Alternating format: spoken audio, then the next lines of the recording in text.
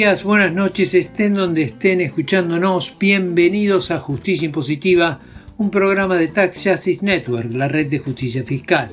Transmitido directamente desde Londres, sede de Paraísos Fiscales. Les hablan Marcelo Justo y Marta Núñez. En este programa, los Pandora Papers, la caja que contiene los secretos fiscales de los multimillonarios y los grandes poderes del mundo. Impuesto mínimo a las multinacionales. ¿Hay que aceptar o rechazar la propuesta de la OCDE y el G20? Afganistán, la crisis de la inmobiliaria china Evergrande. ¿Y quién ejerce el liderazgo hoy a nivel mundial? Y el Bitcoin en El Salvador. ¿Vanguardia iluminada o receta para el desastre? Esto es Justicia Impositiva, un programa de Tax Justice Network, la red de justicia fiscal. Los Pandora Papers son una versión aumentada de los Panama Papers, de los Paradise Papers, de los Swiss y los Luxembourg Leaks, por mencionar algunos de los escándalos más sonados de fraude fiscal de multinacionales, multimillonarios y celebrities que ocurrieron en los últimos 8 años. El actual caso de los Pandora Papers hace honor a su nombre. En la mitología griega, la caja de Pandora contenía todo tipo de maldiciones físicas y emocionales para la humanidad. En los Pandora Papers hay casi 12 millones de documentos confidenciales, verdadero récord respecto a los escándalos previos, con todas las maniobras legales y contables que usan los poderosos para esconder su riqueza en paraísos fiscales y evadir impuestos. Cuando hablamos de los poderosos del mundo detectados en los Pandora Papers, estamos hablando de un rey, 7 presidentes, 4 primer ministros en ejercicio, un nutrido número de exmandatarios y ex primer ministros, como el del Reino Unido Tony Blair, y unos 130 millonarios, que incluyen además de empresarios y financistas a estrellas de la música como Shakira y del fútbol como Javier Mascherano, Ángel Di María y el entrenador del PSG, Mauricio Pochettino. El Consorcio Internacional de Periodistas de Investigación fue el responsable de la investigación en la que participaron 600 periodistas de 150 medios de todo el mundo. El director del consorcio internacional, Gerard Ryle, explicó las principales revelaciones de estos documentos. This leak is really Panama Papers on steroids. Estos son los Panama Papers con esteroides. Se llama Pandora porque estamos abriendo una caja llena de secretos. Son casi 12 millones de documentos de 14 compañías legales que operan en las British Virgin Islands, Belice y Samoa. Estos documentos muestran por primera vez que Estados Unidos es uno de los paraísos fiscales del mundo. Y estamos hablando de las personas más famosas del mundo. Estamos hablando de presidentes, jefes de Estado, ministros y primer ministros, multimillonarios, allegados a Vladimir Putin, el rey de Jordania. Estamos hablando de activos como obras de arte, propiedades, coches y yates. Y una cosa que muestran estos documentos es que los que se benefician del secreto financiero son los mismos que deberían combatirlo. No estamos hablando de miles de millones de dólares, estamos hablando de billones de dólares. We're not looking at a couple of $1 million here, we're looking at trillions of dollars. Y esta nueva revelación de tantos billones de dólares, de tanta riqueza sustraída a nivel global, dio la vuelta al mundo. Papeles de Pandora, como los Pandora Papers, the Pandora Papers, Pandora Papers.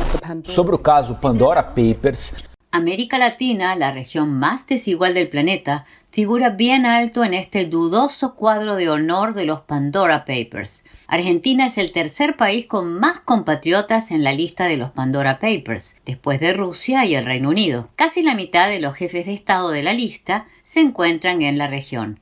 3 presidentes en ejercicio, Sebastián Piñera de Chile, el ecuatoriano Guillermo Lasso, el dominicano Luis Abinader y una miríada de expresidentes, Horacio Cartes del Paraguay, Pedro Kuczynski del Perú, el hondureño Porfirio Lobo, el panameño Ricardo Martinelli, salieron retratados en la caja de Pandora. La muestra incluye al ministro de Finanzas de Brasil, Paulo Guedes, al presidente del Banco Central, Roberto Campos Neto, o en la Argentina, el consultor político Jaime Durán Barba, principal asesor del expresidente Mauricio Macri. En más de un caso, estos personajes fueron denunciados por sus vínculos con paraísos fiscales, ya sea en los Panama Papers o en investigaciones periodísticas. Justicia Impositiva reveló en el programa 9 en 2017 y en el programa 58 en 2021 que el entonces candidato a presidente del Ecuador, Guillermo Lasso, tenía compañías offshore encubiertas por prestanombres que incluían a su familia y gente de suma confianza. A pesar de que hay una ley que en Ecuador explícitamente prohíbe que un candidato a un cargo público tenga activos en paraísos fiscales, las autoridades electorales permitieron la candidatura de Lasso, actual presidente del Ecuador, nuevamente pescado infraganti con los Pandora Papers. Uno de los casos más emblemáticos es uno de los hombres más ricos de América Latina, el presidente de Chile, Sebastián Piñera. Piñera negoció en el paraíso fiscal de Islas Vírgenes Británicas la compraventa del polémico megaproyecto minero Dominga. La venta a un íntimo amigo suyo, el empresario Carlos Alberto Delano, establecía un pago en 3 cuotas. Eso sí, para que se efectuara el pago de la tercera cuota, no tenía que haber cambios regulatorios que obstaculizaran la instalación de la mina y su puerto. La decisión de esto estaba en manos del presidente, es decir, de Sebastián Piñera. Como en otras oportunidades, el presidente Piñera negó todo.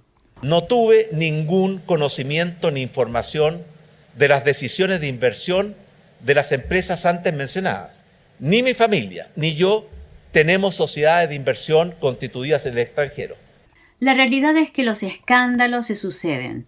Desde 2013 tenemos un mega escándalo por año, sea en el primer mundo o en los países periféricos, pero poco parece pasar en concreto, más allá de algunos casos aislados y menores.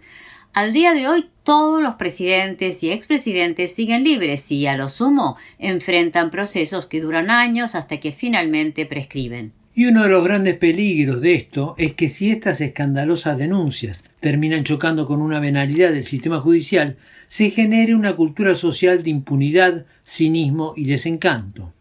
Esto es lo que dijo a Justicia Impositiva Brenda Medina, una de las periodistas que participaron en la investigación del Consorcio Internacional de Periodistas.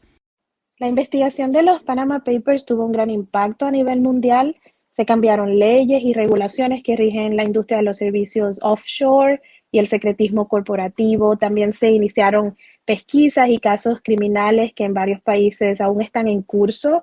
Por ejemplo, en Estados Unidos, en Malta, en Perú. Ahora con los Pandora Papers lo que podemos ver es que queda camino por recorrer.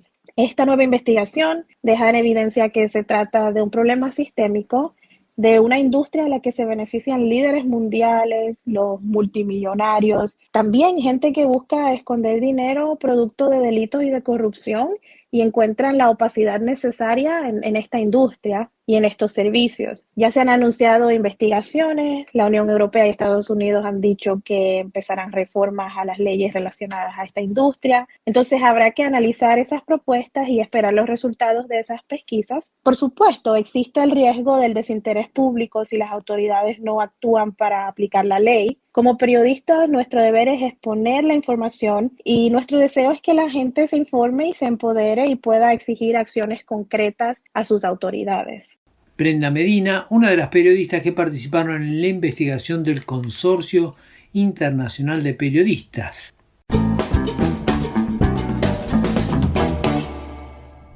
El acuerdo auspiciado por la Organización de Cooperación y Desarrollo Económico, la OCDE, y el G20 para un impuesto mínimo a las multinacionales fue finalmente aprobado por 136 de los 140 países participantes. Solo 4 valientes, Nigeria, Sri Lanka, Pakistán y Kenia, se atrevieron a oponerse a la voluntad de los países más poderosos del mundo congregados en la OCDE. El acuerdo establece una tasa mínima corporativa del 15% para las multinacionales más poderosas que regirá a partir del 2023. Desde el corazón mismo de la OCDE, el ministro de Finanzas de Francia, Bruno Le Maire, señaló que el acuerdo constituye una verdadera revolución en el campo impositivo internacional. This agreement at the level of the OECD is clearly a tax revolution. El acuerdo de la OCDE constituye una verdadera revolución impositiva. Es clave, porque nos va a ayudar con mayor eficiencia para combatir a la creciente desigualdad que hay en el mundo. Against the rising inequalities in the world. La OCDE es un club de países ricos con algunas naciones en desarrollo de adorno, que creó un marco inclusivo para incorporar las opiniones de países en desarrollo respecto al impuesto a las multinacionales. De ahí el número alcanzado, una aprobación de 136 países. Pero las palabras del ministro francés de Finanzas respecto a una revolución en el mundo impositivo que va a llevar a un mundo más igual fue rechazada categóricamente por el G24, que aglutina al principal grupo de países en desarrollo que participaron en las negociaciones en el marco inclusivo. Esto es lo que dijo el ministro de Economía de Argentina, Martín Guzmán. We policymakers from developing countries are sort of forced to choose between something bad and something worse. Nosotros en los países en desarrollo nos hemos visto forzados a elegir entre algo malo y algo peor. Peor es quedarnos sin nada, y malo es lo que nos ofrecen. La realidad es que no estamos utilizando esta instancia para corregir uno de los aspectos más graves del problema, la elusión fiscal. Hemos expresado objeciones que esperamos que se solucionen cuando se pongan en marcha los mecanismos correspondientes. La información, que es clave para hacer los cálculos, no ha sido transparente. No hemos tenido acceso a los datos con los que se formularon las propuestas. No vemos proporcionalidad entre los compromisos que nos exigen y los beneficios que nos otorgan. We don't see concomitancy between the commitments and the benefits. ¿Por qué entonces firmaron? Ha habido presiones diplomáticas de todo tipo, pero el acuerdo tiene un punto importante. Establece como regla universal que debe haber un impuesto mínimo para las multinacionales, algo que no estaba contemplado a nivel internacional. Claro que el diablo está en los detalles. El acuerdo consiste en 2 pilares. El pilar 1 se centra en los impuestos a las empresas globalizadas altamente digitalizadas, entre otras Google, Amazon y Apple. El pilar 2 amplía este universo a multinacionales que facturen más de $750 millones anuales, para las que regiría un impuesto mínimo global en torno al 15%. Los países en desarrollo consideran que el impuesto mínimo debería ser del 25% o al menos del 21%, como propuso en su momento Estados Unidos. Además, las normas del pilar 2 se aplicarán a un selecto grupo de multinacionales, las que tienen un ingreso igual o mayor a 750 millones de euros, no más de 10.000 compañías. Es decir, está lejos de abarcar al conjunto de las multinacionales. Todavía faltan conocer los detalles, ese reino diabólico en el que naufragan las iniciativas. Según José Antonio Campo, director del ICRIT, la Comisión Independiente para la Reforma de la Fiscalidad Corporativa Internacional, que cuenta entre sus filas a Joseph Stiglitz, Thomas Piketty y Gabriel Zucman, el acuerdo está lleno de agujeros y no va a favorecer a los países en desarrollo.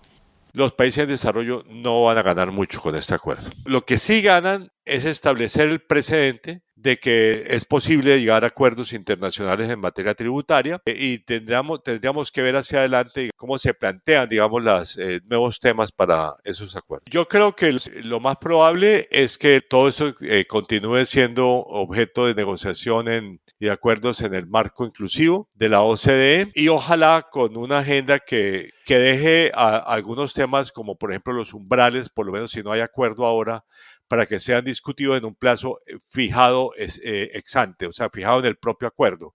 José Antonio Campo, director del ICRIT, la Comisión Independiente para la Reforma de la Fiscalidad Corporativa Internacional. Como el mismo ICRIT señaló en un comunicado posterior a los Pandora Papers, está claro que este acuerdo no significa el final de los paraísos fiscales o el de la carrera a la baja por la que los países bajan impuestos para atraer a multinacionales. En el mejor de los casos, es el comienzo de una nueva batalla para que no siga aumentando la desigualdad entre el mundo desarrollado y el mundo en desarrollo.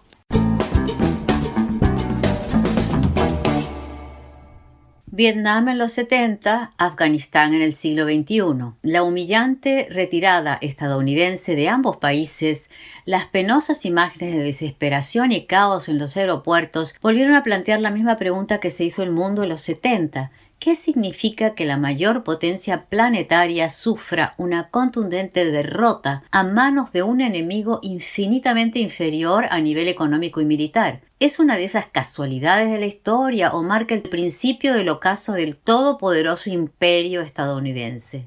No cabe duda que Afganistán tiene un fuerte valor simbólico. Cuando Estados Unidos intervino en el país, luego de los atentados a las Torres Gemelas, muchos se apresuraron a hablar del siglo XXI como un siglo estadounidense. Hoy nadie se atreve a repetir esa hipérbole futurista con tanto categórico desparpajo.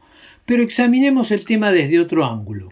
La negociación para crear un nuevo régimen impositivo para las multinacionales, tema del que venimos hablando desde hace meses, estaba estancada hasta el cambio de presidencia en los Estados Unidos.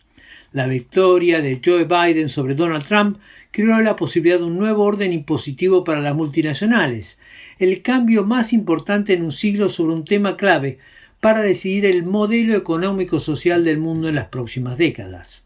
Hoy el gran rival de Estados Unidos es China.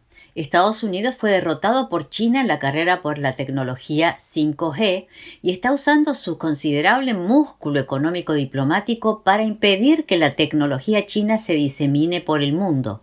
Al mismo tiempo, Biden ha forjado una alianza con el Reino Unido y Australia para contrarrestar el poderío chino en la zona asiática del Pacífico. A esta coctelera económica, geopolítica y tecnológica se le agrega ahora un nuevo dato. El derrumbe de la inmobiliaria china Evergrande sacudió los mercados y levantó otra vez el fantasma del 2008. Evergrande tiene una deuda de 300.000 millones de dólares que está haciendo temblar al sistema bancario de China y que puede tener ramificaciones en todo el mundo. Ahora, curiosamente, esto también puede leerse como una señal más del decreciente poder estadounidense. A fin de cuentas, a diferencia del pasado, parecería que ahora es China la que estornuda y el mundo se resfría. En nuestro panorama internacional hablamos con Oscar Ugarteche, autor de más de 20 títulos sobre historia económica de América Latina y director del Observatorio Global Latinoamericano, quien comenzó por analizar la retirada estadounidense de Afganistán.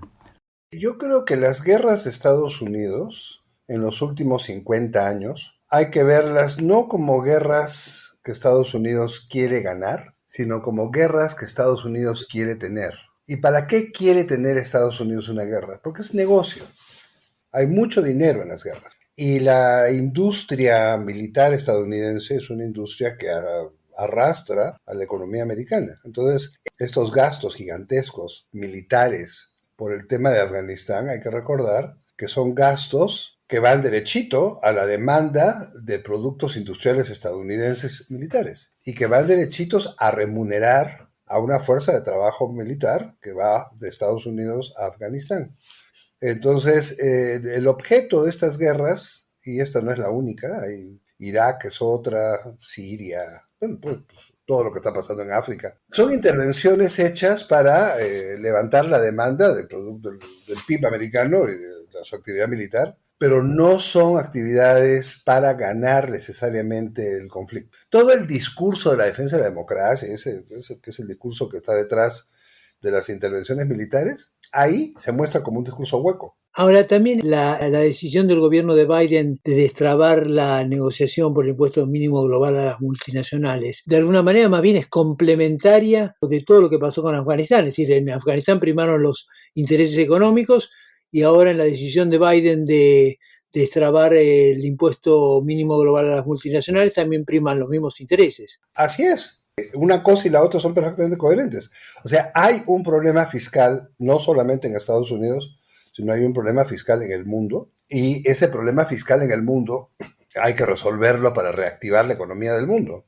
Y bueno, pues la única manera de hacerlo es que las transnacionales, incluidas las americanas, paguen más impuestos. Justamente, subir los impuestos tiene que ver con redinamizar la economía mundial, que va a ser para beneficio de las economías todas, pero como siempre, las más grandes son las más beneficiadas, ¿no?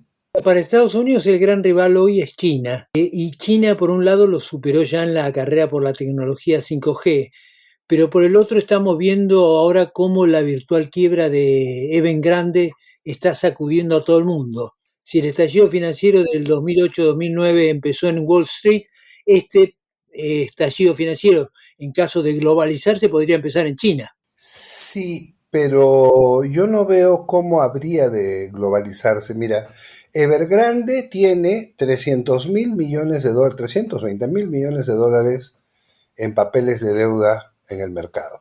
De esos 20 mil están afuera de China. Si es solamente 20 mil millones lo que está fuera de China, no veo por qué una cesación de pagos de Evergrande habría de tener una repercusión en los mercados globales. En lo que puede tener efecto contagio es la advertida recesión china, porque el cese del pago de los bonos es por una combinación perversa entre una reglamentación para desfinanciarizar la economía china, prohibiéndole a los desarrolladores de bienes raíces vender propiedades antes de que estén terminadas, con lo cual ya no va a ser posible vender el piso 45 de un edificio que no existe, pero a la hora que prohíben hacer eso, dejan a la empresa esta con un problema de liquidez, porque no pueden vender nuevos proyectos, entonces no pueden pagar con ese dinero lo que están construyendo. Ese es un tema. El otro tema es que se ha caído la demanda de vivienda en China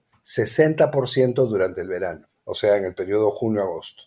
60% de caída del mercado de bienes raíces en el periodo junio-agosto podría augurar una recesión en China. De ser el caso, entonces sí tenemos un problema mundial. A mí lo que me está preocupando más es la discusión que hay en el Congreso de Estados Unidos, que es que los republicanos no están dispuestos a aprobar la ampliación del presupuesto de Estados Unidos ahora en el mes de octubre en el Senado. Y si no la aprueban, el gobierno estadounidense no va a tener los recursos para pagar los bonos del tesoro que tiene. Y ahora sí hay que recordar que Estados Unidos tiene bonos del tesoro por un equivalente de 130% del Producto Bruto. Un default sobre 25 trillions de dólares de bonos del tesoro es mucho más impactante que 20 mil millones que cesan pagos en el mercado neoyorquino.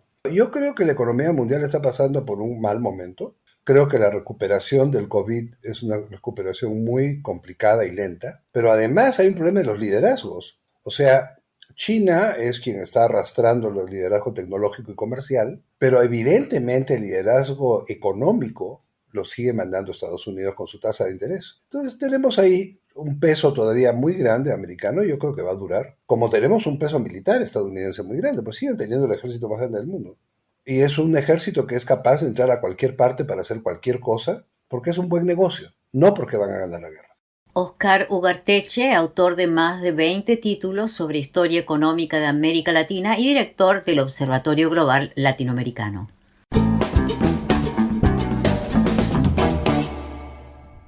El Fondo Monetario Internacional, el Banco Mundial y China han rechazado la más conocida de las criptomonedas, el Bitcoin. El Salvador, en cambio, se ha convertido este septiembre en el primer país que permite por ley la circulación del Bitcoin como moneda oficial. Según el presidente Nayib Bukele, la adopción del Bitcoin aumentará en un 25% el Producto Interno Bruto Nacional, creará nuevos empleos y facilitará las remesas que envían los salvadoreños, clave para la economía nacional. La moneda del Salvador es el dólar, y las remesas que envían los salvadoreños desde Estados Unidos constituyen un 20% del Producto Interno Bruto, de lejos el ingreso más importante que tiene el país. Casi 500.000 de los 6,5 millones de salvadoreños reciben remesas, muchos de ellos en situación de extrema precariedad económica. Con el Bitcoin se facilitará el envío de estos fondos, se ahorrarían las comisiones y, según el gobierno, se podrían sumar unos 6.000 millones de dólares anuales al consumo doméstico. Todo parecería ganancia pura para un presidente como Bukele, que cuenta con una abrumadora mayoría parlamentaria y es quizás el mandatario más popular de América Latina. Sin embargo, según las encuestas, los salvadoreños rechazan ampliamente la incorporación obligatoria del Bitcoin como medio de pago igual al dólar, y en las calles ha habido protestas contra la medida, hecho inusual durante su presidencia. Los críticos señalan que es una apuesta de altísimo riesgo, dada la extrema volatilidad del Bitcoin y la opacidad de su funcionamiento, que la ha convertido en un instrumento favorito para la evasión y elusión fiscal. Justicia Impositiva dialogó con Ricardo Castaneda, coordinador en El Salvador del ICEFI, el Instituto Centroamericano de Estudios Fiscales.